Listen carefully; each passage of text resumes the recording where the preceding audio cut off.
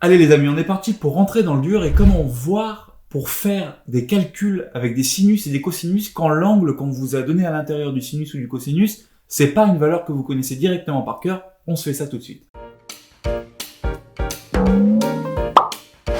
Pour voir ce genre d'exercice, par exemple, cosinus de 2015 pi. Cette valeur-là, elle appartient pas aux trois valeurs que vous connaissez. Donc moi, je vous rappelle que ce qu'il faut absolument se faire en début d'exercice, c'est se remettre les valeurs. Pi sur 3, pi sur 4 et pi sur 6. Pour chacune de ces valeurs, vous connaissez au moins le cosinus. Pour avoir le cosinus, je fais 1, 2, 3, je mets tout à la racine. Bon, racine de 1, ça bouge pas. Racine de 2, racine de 3, et je divise tout par 2. Donc là, je peux dire par exemple très facilement, cosinus de pi sur 3 égale 1,5. Sauf que c'est pas ce qu'on vous a demandé. On vous a demandé le cosinus de 2015 pi. Or, vous savez que 2015 pi, forcément, ça nous ramène quelque part sur ce cercle-là avec une des valeurs très simples à calculer. La valeur qui nous ramène directement sur le cercle et qui est beaucoup plus basse, c'est la mesure principale. Je vous invite encore une fois à aller voir la compétence numéro 3 qui reprend la mesure principale d'un angle parce qu'en fait, si vous avez pas compris cette idée de mesure principale, vous comprendrez pas ce qui va suivre. Donc nous, ce qu'on va faire, c'est qu'on va d'abord trouver la mesure principale de 2015 pi, c'est-à-dire on va se demander quelle est la valeur qui est comprise entre moins pi et pi qui correspond à 2015 pi. Pour faire ça, on va dire 2015 pi. C'est un certain nombre de fois de pi plus un reste. Ce qui va nous intéresser, la mesure principale de 2015 pi, c'est ce petit reste-là. C'est ce petit reste-là qu'on va mettre sur le cercle et qui va nous permettre de trouver la valeur. Donc 2015 pi, moi je remarque que c'est quasiment pair 2015. 2015 c'est 2 fois 1007, donc je sais que je vais avoir 2 fois 1007 pi, et qui va me rester, du coup, 2 fois 1007 ça fait 2014, 2014 plus 1, 2015, donc il va me rester pi. Donc je sais que la mesure principale de ça c'est pi. Donc je peux écrire directement que le cosinus de 2015 pi, c'est la même chose que le cosinus de ma mesure principale, c'est-à-dire pi. Or, le cosinus de pi, c'est facile à savoir. Pi, c'est ce point-là. Le cosinus de ce point-là, c'est dans ce repère ici. Quelle est l'abscisse, donc quelle est la valeur horizontale, sachant que ici c'est 0, ce point-là, sa valeur horizontale, c'est une distance de 1 en négatif, donc c'est moins 1. Et c'est aussi simple que ça. Donc, les étapes, c'est première étape, je trouve la mesure principale de l'angle, ce que j'ai fait ici, ça me donne pi. Deuxième étape, je dis que le cosinus de mon angle compliqué, c'est en fait le cosinus de sa mesure principale. Et troisième étape, je donne le résultat grâce à ce que j'ai appris par cœur. On se fait le deuxième. Sinus 125 pi sur 2. Sinus de, je vais mettre un petit carré ici, 125 pi sur 2. Je vais faire exactement ce que je viens de faire. Je vais dire, 125 pi sur 2, ça nous ramène quelque part sur ce cercle aux valeurs qu'on connaît. Donc, je vais dire, 125 pi sur 2, je vais aller chercher sa mesure principale. 125 pi sur 2, c'est un certain nombre de fois de pi plus un reste. J'ai pas tellement envie de savoir combien de fois il y a 2 pi dans 125 pi sur 2. Donc, ce que je vais faire, c'est que je vais le mettre au même dénominateur. Donc, je vais faire tac, x2 en bas, x2 en haut. Et je me retrouve avec savoir combien de fois j'ai 4 pi dans 125 pi. Or, il se trouve que 4 fois 30 pi, ça me ferait 120 pi.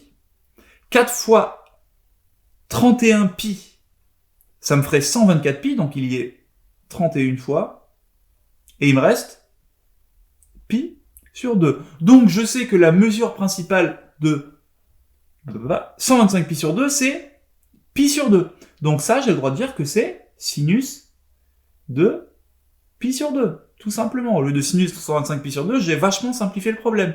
Et maintenant, je me positionne à pi sur 2, donc pi est ici, pi sur 2, il est là.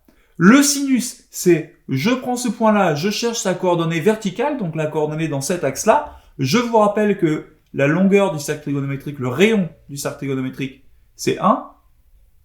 Alors là, comment je vais pouvoir transformer ce trait en 1 ? Je peux pas. C'est 1. Du coup, cette longueur-là, elle vaut 1. Je suis bien dans le sens de la flèche. Quand je vais de 0 à là, je me déplace dans le sens de cette flèche. Donc c'est positif. C'est tout simplement 1. On continue avec une nouvelle page. Cosinus 55 pi sur 3. Donc cos de 55 pi sur 3. Encore une fois, 55 pi sur 3. Vous savez quoi ? On va le faire sur la page au-dessus. parce que j'ai mes petites valeurs qui sont mises. Donc j'efface ça. Et on se le reprend ici. Donc cosinus de 55 pi sur 3. Allez, c'est parti. Je trouve la mesure principale de 55 pi sur 3. 55 pi sur 3, c'est un certain nombre de fois de pi plus un reste. J'ai pas envie de savoir combien de fois il y a deux... Qu'est-ce que j'aurais répété cette phrase? J'ai pas envie de savoir combien de fois il y a 2 pi dans 55 pi, donc je vais le mettre au même dénominateur en faisant sur 3 ici, et donc là, mon 2, il va devenir 2 fois 3, 6. Donc là, je fais un petit travail de précision, bim. Là, ça vous embouche un coin, hein. Et je mets mon 6. Combien de fois j'ai 6 pi dans 55 pi? Ben, 6 fois 8, 48, 6 fois 9, 54, ah, yes. 6 fois 9, 54, et il me reste 1 pi sur 3. Je cherche le cosinus de 55 pi qui en fait est le même cosinus que pi sur 3 vu que c'est la même mesure principale. Pi sur 3. Je prends mon truc, pi sur 3 c'est là, je cherche son cosinus, donc sa valeur sur l'axe horizontal. Donc je le mets là, je descends jusqu'à l'axe horizontal, ah, 1,5. Et c'est plié. Allez, le dernier, essayez de vous le faire. Donc c'est sinus de moins 95 pi sur 4. Mesure principale, moins 95 pi sur 4. Un certain nombre de fois. De pi plus un reste. J'ai pas envie de savoir combien de fois il y a 2 pi, je mets tout au même dénominateur. Sur 4. Voilà, je fais une belle bêtise là. Si je le mets sur 4, ça veut dire que ici je me retrouve avec 8. Combien de fois j'ai 8 pi dans 95? Ben, 10 fois 8, ça me fait 80. 11 fois 8, 88. 12 fois 8, 96. Donc, il y est moins 12. Donc, moins 12 fois 8, ça me fait moins 96. Donc, il faut que je rajoute plus. C'est déjà rajouté. Pi sur 4. Parce que moins 96 plus pi sur 4, ça me fait moins 95 pi sur 4. Donc, mon angle, c'est pi sur 4. Donc, je peux dire que ça, c'est le même sinus que pi sur 4. Et ça, le sinus de pi sur 4, je me mets là, je cherche sa valeur verticale. Ah, je l'ai pas noté. Bon, bah alors on se fait toutes les valeurs verticales. On reprend nos traits, on les met jusque là et on recommence. 1, 2, 3, je mets tout à la racine et je divise par 2. Du coup, pour pi sur 4, son sinus, c'est-à-dire sa valeur verticale, c'est racine de 2 sur 2.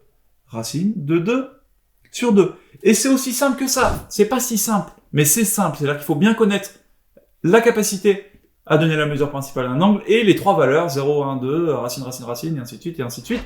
Ça tombe bien, on vous a mis plein d'exercices en dessous, une fiche en début de chapitre. Tous les exos sont là, ils sont prêts, ils attendent que vous, à vous de jouer. Vous êtes des champions.